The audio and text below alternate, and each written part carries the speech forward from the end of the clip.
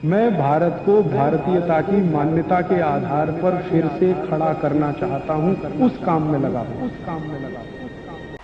तो अब आप ध्यान रखिए आज से कि आपकी जीवन शैली में आपका आहार ऐसा होना चाहिए जो आपके शरीर को ना तो बहुत ज्यादा गर्म कर दे, ना बहुत ज्यादा ठंडा कर। अब इसको नाम नहीं, बहुत गर्म हो जाए, आप खुद ही बता सकते हैं। सबसे ज्यादा चाय कॉफी से भी पहले बियर, वाइन, विस्की, शराब, जिसको आप एक शब्द में कहें, शराब ये पहला आहार है जो आपके शरीर को जरूरत से ज्यादा गर्म कर देता है।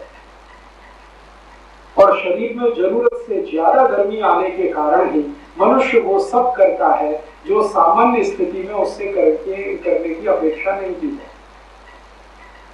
ठीक है, तो आपके शरीर को बहुत ज्यादा गर्म करे ऐसी शराब अगर है तो ये प्रकृति के अनुकूल नहीं है, और जो आपकी प्रकृति के अनुकूल नहीं है वो आपकी संस्कृति के भी अनुकूल नहीं है, क्योंकि आपकी प्रकृति के संस्कार ही संस्कृति को निर्धारित करेंगे, तो आपकी संस्कृति के अनुकूल नहीं है। तो निश्चित रूप से हमें ये तय करना चाहिए कि शराब हमारी प्रकृति और संस्कृति के अनुकूल नहीं है, तो ना पिए। और ये गर्म कैसे करता है? मैंने कुछ एक्सपेरिमेंट किए। एक साधारण स्वस्थ व्यक्ति को जैसे ही आप शराब पिलाते, कोई भी शराब पिलाते, कोई भी, इमीडिएट उसका ब्लड प्रेशर बढ़ना शुरू होता है, इमीडिएट। और आयुर्वेद की भाषा में कहूं, ये एलोपैथी की भाषा में मैंने कहा कि ब्लड प्रेशर बढ़ना शुरू हो जाए, आयुर्वेद की भाषा में मैं कहूं तो तुरंत उसका पित्त बढ़ना शुरू हो जाए। पित्त माने आग लगना शुरू होती है शरीर। अब आपका शरीर तो समशीतोष्ण है, ध्यान रखिए, ना ज्यादा गर्म ना ज्यादा ठंडा। जब आग लगेगी अंदर से शरीर में तो शरीर की सारी प्रतिरक्षा प्रणाली इस आग को शांत करने में लगेगी, और तब तक लगेगी जब तक ये आग शांत नहीं होगी। तो प्रतिरक्षण प्रणाली को काम करने के लिए रक्त ईंधन के रूप में चाहिए, तो आपका रक्त शरीर का सारे अंगों से भागकर वहां आएगा जहां आपकी आग को शांत करने का काम चलेगा, माने पेट की तरफ सारा रक्त आ जाएगा। और अगर आपने शराब पी ली और पेट की तरफ आपका सारा रक्त आ गया, इसका माने रक्त जहां जाना चाहिए वहां नहीं होगा। ब्रेन को चाहिए वहां नहीं है, हार्ट को चाहिए वहां नहीं है, किडनी को चाहिए वहां नहीं है, लीवर को चाहिए वहां नहीं है, वो सब आ गया पेट में। और ये रहेगा 2 घंटे, 3 घंटे, 4 घंटे, 5 घंटे। तो 2 से 5 घंटे तक आपके शरीर के बाकी ऑर्गन रक्त की कमी से तड़पेंगे और उनमें डिफेक्ट्स आना शुरू हो जाएंगे। इसलिए शराब पीने वालों के अंदर के सारे अंग खराब होते हैं, वो इस कारण से होते हैं।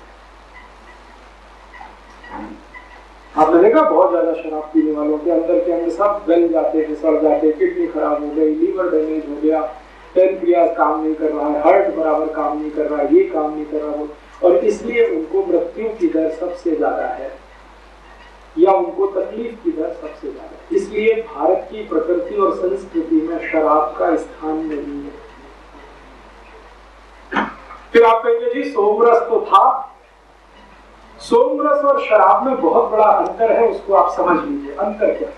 सोमरस और शराब दोनों का अंतर उतना ही है, इसको ध्यान से कहिएगा, सुनिएगा। सोमरस और शराब का अंतर उतना ही है जितना डालडा और गाय के घी का है। डालडा और गाय के घी का अंतर आप समझ सकते हैं, इतना ही अंतर सोमरस और शराब में। सोमरस जो है आयुर्वेद का एक औषधीय रूप है, आयुर्वेद में एक औषधीय रूप है जो आपके शरीर के शांत पित्त को बढ़ाने का काम करता है, माने भूख ज्यादा ठीक से लगे, इसके लिए सोमरस पान किया जाता है भारत में। शराब और सोमरस में जमीन आसमान का अंतर है। शराब क्या करती है कि जो पित्त आपका पहले से शांत है उसको भड़का देती है। एक सुलगना होता है, एक भड़कना होता है, दोनों शब्द आप समझ पाएंगे। आग कहीं धीरे धीरे सुलग रही है तो खतरे की संभावना बहुत कम है, और भड़क के लग गई है तो आस पड़ोस की बिल्डिंगें जल जाएंगी। तो शराब जो है वो पित्त को भड़काती है और सोमरस पित्त को सुलगाता है। तो सुलगा हुआ पित्त ये तो हमें चाहिए, भड़का हुआ नहीं चाहिए, माने शराब नहीं चाहिए, चाहिए तो सोमरस चाहिए। अब आप कहेंगे जी सोमरस बनता कैसे है? उसकी विधि है। आप चाहो तो वो भी मैं बता सकता हूँ। हमारे देश में एक महान व्यक्ति हुए बाघभट्ट, जिन्होंने घर में सोमरस बना के पान कर सकते हैं। मैं आपको गारंटी देता हूँ, आपको जिंदगी में कभी भी पित्त का रोग नहीं होगा। और जो शराब पिया तो कोई गारंटी नहीं है कि कब आपका पित्त भड़के और कब होगा। सोमरस बहुत ही संतुलित है।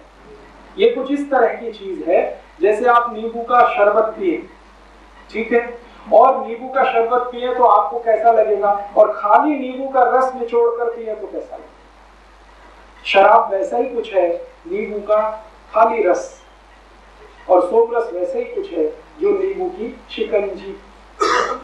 शिकंजी सबको पीने के लिए आयुर्वेद कहेगा, नींबू का रस सबको नहीं चलेगा। वो कोई बहुत गंभीर बीमारी, कोई वस्तु नहीं आनी चाहिए जो शरीर को जरूरत से ज्यादा गर्म करे। उसमें सबसे पहली वस्तु शराब। तुम्हारी भारतीय संस्कृति का हिस्सा नहीं है शराब। तो आप कहेंगे कि इतनी शराब अब पीने लगेगी, कहां से आए? ये यूरोप की नकल की है। हम दुर्भाग्य से 400, 450 या 500 साल तक हम भारतवासी यूरोपियन की संगत में फंस गए, या तो उनके गुलाम हो गए, तो उनकी नकल कर करके हमने ये शुरू कर। भारतीय संस्कृति का ये हिस्सा नहीं। दोस्तों, सबसे पहले तो चैनल सब्सक्राइब करें, फिर लाइक, कमेंट और शेयर करें, और हाँ, हमारा एंड्रॉयड ऐप डाउनलोड करना ना भूलें।